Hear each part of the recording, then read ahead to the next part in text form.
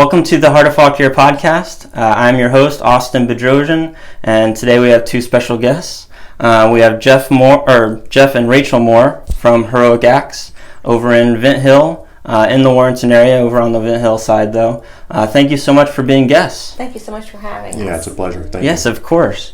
And so Heroic Acts just opened recently, but I've already seen it kind of all over the place. You guys are gaining some popularity. It's kind of a trendy thing that you guys do that people like. Mm-hmm. But kind of to get started, when did you open? And just in general, what do you guys do at Heroic Acts? So we opened April 19th, just 11 weeks ago. Yeah. Yeah. Very fresh. Yeah. And it is an axe throwing venue. That's the activity. And it wasn't something, you talked about how it's a trending thing, and this is something that 2 years ago, we didn't even know axe throwing was a thing. Oh, that's so cool. And we were on vacation in Williamsburg, and with our daughter Ryan, she decided to take us axe throwing. So we went to a place down there. We had a great time. And an awesome time. Yeah. Apparently, I mean, it turned it into a business event. Yeah. Sure. Rachel got up there in her first throw. She nailed a bullseye. And not just the first, but she was really killing it. Yeah. I'm not really coordinated, so I was like, yes, this is awesome. Yeah. Because, again, not super athletic or coordinated. So to be good at something right away was like, wow. Yeah. I was struggling myself. And it's not to say that I haven't in other activities, but it was just kind of like, all right. So one of the things that we took away from that is it kind of levels the playing field for folks, because I mean we live in Virginia, we don't live in Alaska, so we're not lumberjacks, Mm-hmm. so we're not just walking around throwing axes all the time, Yeah. and so it's new to most people that come in, Yeah. and it's interesting to see people who just go from kind of struggling and then gaining confidence as they throw it up there and they nail it and they feel like, okay, I can do this, And everybody can And do it, for sure. Yeah, and it makes you feel kind of empowered, like, okay, I really gives you that confidence, like, all right, I can nail this. And it's an amazing thing to see. I mean, we've had groups of ladies on two different occasions, ladies in their mid-70s that came in. The most recent one, they walk in, they said, "We are three angry ladies and we want to throw axes." There you go. They're at the right place. And they were all struggling a little bit at the beginning, but by the end they were throwing like a boss, and it was just awesome to see that how it made them feel. Mm-hmm. So axe throwing is the activity, and after we went on that visit in Williamsburg, and Rachel said, well, I looked at him when we were walking. I'm like, we should do this. I'm looking up because he's so much taller. Right, So that's right. how it was. He's like, yeah. But he did a little research and found like the projected targets, which kind of helped to make it more interesting. It's not just a painted on bullseye. You can play different games. It's like we have like a Candy Crush game, tic-tac-toe, Connect Four, like throw out the zombies, Okay. Duck Hunt. So, and then our most recent game is Battleship. So you can play Battleship. Oh, nice. So that seemed like a little bit more fun. Yeah. And and added to it, and then but it still had to have like a purpose, not just. I mean, we like fun, but what's the purpose? So Yeah. I think the name came to Jeff one night, Heroic Acts, which I will say this on camera for everyone to see. Embarrassingly, it took me like 2 weeks to be like, oh, I get it. And I'm not really that dense. Like, I'm not. But I'm like, oh, okay. You can't look at the spelling. You just got to hear someone say it. Yeah. And then it Yes. clicks. So it is, a play on words, but it's something we take quite seriously. And it's not just the name. And Heroic Acts, that's not referring to anything that we do. No. That's referring to the heroic acts of veterans and first responders who protect our country and our community. And so that's what we felt was our greater purpose, is to support those folks and organizations that support them. So that made it purposeful. Right. Yeah. And it's like, okay, once that fell into place, it's like, all right, game on, we can do this. Okay. So, I mean, it was a bit of leap of faith, but Yeah. But it felt like, okay, now we have something here, and we want to do that through axe throwing. Sure. So And it's not just an axe throwing venue. I mean, we are a restaurant. We have all sorts of wonderful food. No testimony to us, but the ladies in the kitchen are doing pretty amazing. Yeah. It's a place that people can just hang out, watch, sports, just hang out with their friends. Yeah. They don't need to throw axes to come in and just hang out. Most people want to after they're there. Sure. But it's not required. Okay. Yeah, there's more to do than that. Yeah. So, okay. Very cool.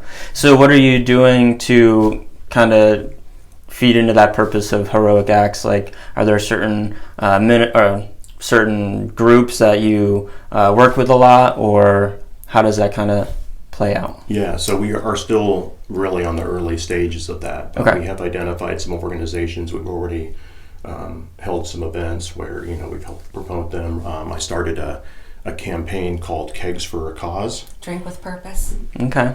And so every pint that we pour, right now we have Heritage Freedom Isn't Free beer on tap, and every pint poured, $1 goes to Heroes Bridge. And then we're going to do that with different organizations, month by month. We've also have other, groups. The Willing Warriors. Okay. In Haymarket that we're looking. Yeah, so a lot of local groups even that you're working with. Right. That's our goal, is to have it be local. Okay. And those are the groups, but we do offer a 20% discount to all first responders and military veterans to come and throw axes. Yeah.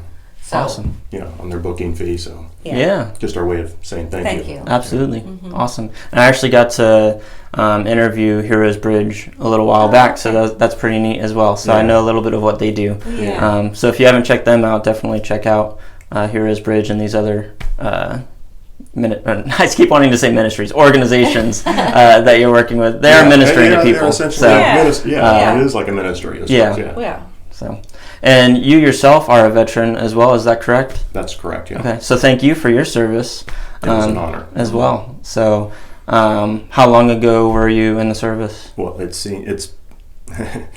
been 24 years now. It's crazy. Okay. This is the longest. I moved to the area in 99. I was in the Navy in submarines for 13 years, and moved to the area in 99. I've been here for 24 years. The longest time I've been in any one place. Oh yeah, I believe it. Yeah, you're moving all over the place before. Yeah, but it's crazy how it's flown by. I mean, it's like, wow, 24 years. I mean, that's a lifetime for some folks. Yeah. Yeah. So awesome. Very cool. So did work bring you here, and then this is where you kind of left the service, or you came here afterward? This is where I came when I left the service in 99. And then I was involved in some different ventures at a private career school, and then a cleaning company. Okay. Not all the glitz and glamour you might think. Okay. And then this opportunity presented itself. Awesome. And so did you own businesses before, like with the cleaning or different things? Did you own those? Or? Yes. Mm-hmm. Okay. Yeah. So this isn't your first rodeo with owning a business as well, so that's helpful. That's true. Yeah. I mean, very different. And so many of the skill set, the basic business skill sets are similar, but yeah, it's very different than anything else that we've done. Awesome. So it's been a great learning experience. I'm sure there's plenty more things coming. Yeah. Always is. Cool. And what about you with your background with everything? Were you working hand in hand with him on some of these ventures, or did you have a career as well? Yeah. So I worked the last 10 years in senior care. Okay. So for assisted living and memory care communities, and 2 years with a hospice company. Okay. Got it. Are you guys just doing Heroic Axe full time now, or are you kind of transitioning slowly into this? We are both, and have been for a while now, both in feet first, full on. Wow. And quite elite. Yeah. Well, that's great though. Yeah. So. Very cool. So awesome. So you said with you have the axe throwing there, and you have food and everything. What kind of food and drinks can people expect when they come in? Well, we have over 30 beer, seltzer, cider, and wine options, and non-alcoholic beverages, of course. Of course. We offer flatbreads, paninis, chicken wings, and our best-selling food item is a giant 12-inch Bavarian pretzel with beer cheese. Okay. It's delicious. Cool.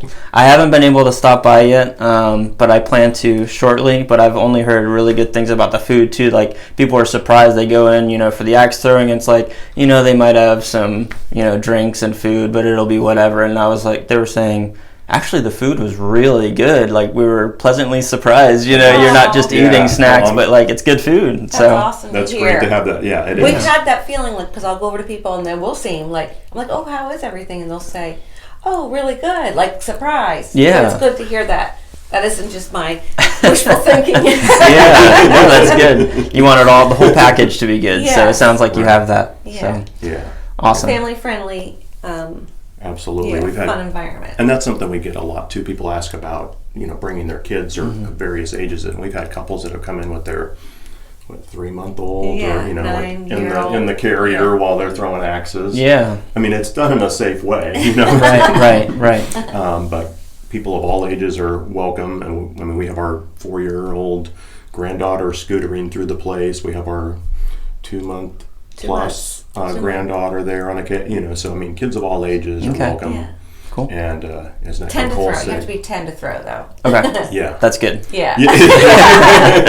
It is. Yeah. Though we were just talking with some of my former colleagues, they a memory care community, about bringing their residents. So we were just last night talking about ways we could make it a little more family friendly, little kid friendly. Okay. With So we have some ideas. Even if for it's that different around. activities for them, It'll be like a Velcro axe board, target or that type of thing. Okay. Yeah. So Maybe I shouldn't have said this. We just started talking about it last night. it's a few hours into the making. Your brain's always going though. So It really see how you can make it better and change. I think it has to, don't you think? And Absolutely. Yeah, you always have to be like, Even if you try it and it's awful, you had to try it. Yeah, exactly. So. Right. So when they're like, can we bring our residents from memory care? I'm like, how can we make that work? It's a good challenge. Yeah, exactly. Yeah. And then we could do it for kids, too. People with, certain, I don't know if disabilities is the right word, special needs, we want to do whatever we can to accommodate them, Yeah. Awesome. Well, I mean, you asked about things in the future, and I mean, there are just ideas that we always have about what we want to do next, and sometimes it's a little premature to put those out there, not knowing like the timing of that and so forth. But sorry, I just blew that out. But there are some things coming, self-detect or auto-detection for the targets, because right now it's point-and-click score with the mouse. So unlike the bowling alley, that auto scores, you click on the target where the axe lands to keep your score. The good news is there's no auto returns like the bowling alley. Yes. So, You do not want that. No. Right.